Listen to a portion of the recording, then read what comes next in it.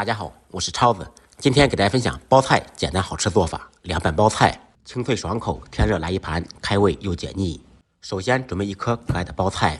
我们在购买包菜的时候，挑选那些蓬松暄软、用手能压动的包菜。这种包菜口感清脆，叶多帮少，非常适合做凉拌包菜。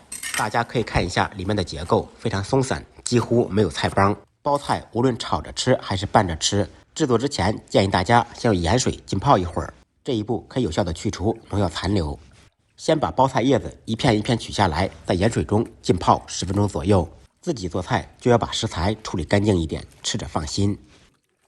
泡好以后，再用流动的清水清洗2遍，彻底洗净。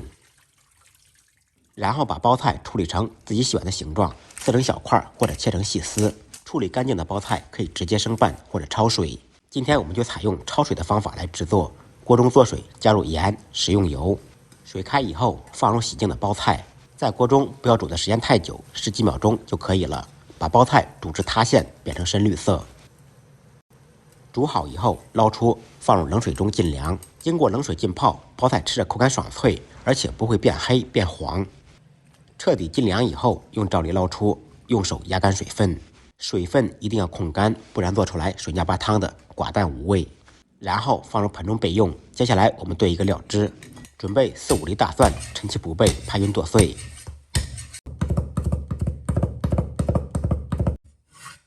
少许小葱，切成迷人的小葱花。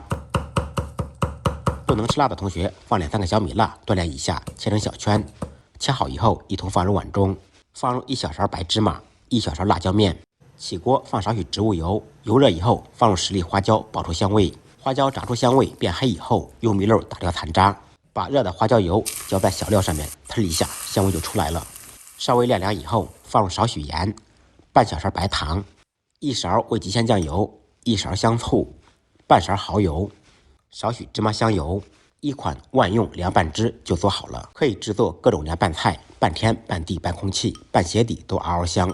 兑好的无青料汁倒入包菜里面，调煎好的放几粒最韧的花生米，用干净的小手抓拌均匀。这道菜的灵魂在于用手抓拌，而不是搅拌，越抓越入味。